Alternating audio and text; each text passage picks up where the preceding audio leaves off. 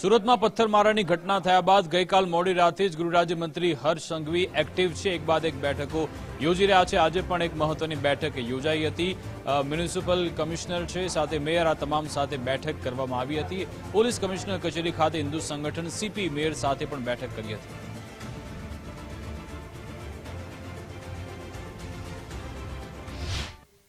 આખી રાત દરમિયાન વિસ્તારની અંદર કોમ્બિંગ કરીને જે લોકો દ્વારા પોતાના ઘરોની બાલ્કની, ટેરેસ પરથી અને અલગ અલગ જગ્યા પરથી જે પથ્થરમારો કરવામાં આવ્યો હતો તે સૌ લોકોને ડ્રોન, સીસીટીવી અને અન્ય વિડીયોના વિઝ્યુઅલ્સના માધ્યમથી ધરપકડ કરવામાં આવી છે।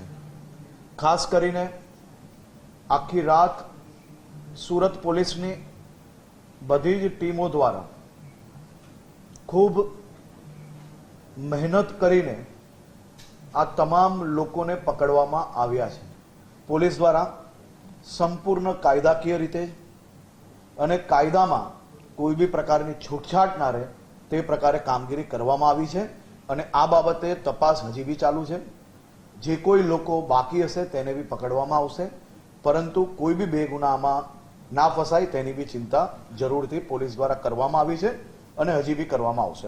એ 6 છોકરાઓ માટેનો બી વિષય પોલીસ દ્વારા ડિટેલ્ડ ઇન્વેસ્ટિગેશન કરવામાં આવ્યું છે।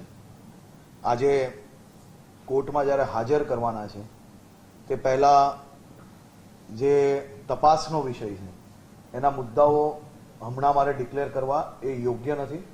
એ બાબતની સંપૂર્ણ માહિતી કોર્ટમાં જ્યારે આ સૌ આરોપીઓને લઈ જશે ત્યારે સરકારી વકીલ, પોલીસ દ્વારા જે વિષયો મુકાયેલા છે એ સૌ લોકોના ધ્યાન પર આપવામાં આવશે, કારણ કે પહેલાથી આ વિષયો ડિક્લેર કરવા એ યોગ્ય નથી। કે કોઈ બી પથ્થર ફેંકનાર વ્યક્તિ એ માત્ર કાયદાકીય ગુનેગાર નથી, એ સૌથી મોટો સામાજિક ગુનેગાર છે। કોઈ બી સમાજ ના હોય, આની અંદર કોઈ બી પ્રકારની લાગણી, કોઈ બી પ્રકારનો દયા એ હોય જ ના શકે। પથ્થર ફેંકવું અને પથ્થર ફેંકવાનો વિચાર બી કઈ રીતે આવી શકે? મારી તો ખાસ કરીને સમાજને અપીલ છે કે આ પ્રકારના યુવાનોને સાચી દિશા આપવી જોઈએ। સુરત શહેરની કદાચ જ કોઈ ગલી એવી હશે જ્યાં એક ગલીમાં 2-2, 5-5 ગણપતિજીની સ્થાપના ન થતી હોય। હજારો મંડળો દ્વારા ગણપતિજીની પૂજા અર્ચના કરવામાં આવે અને શું ઉત્સાહપૂર્વક, શું ભાવનાત્મક રીતે આ પૂજા અર્ચના કરવામાં આવે છે। અને સૌ ગણેશ ભક્તોને બી હું ખૂબ ખૂબ શુભકામનાઓ આપું છું। આ આખી ગણેશ ચતુર્થી આપ સૌ લોકોના જીવનમાં વધુમાં વધુ ખુશાલી લાવે।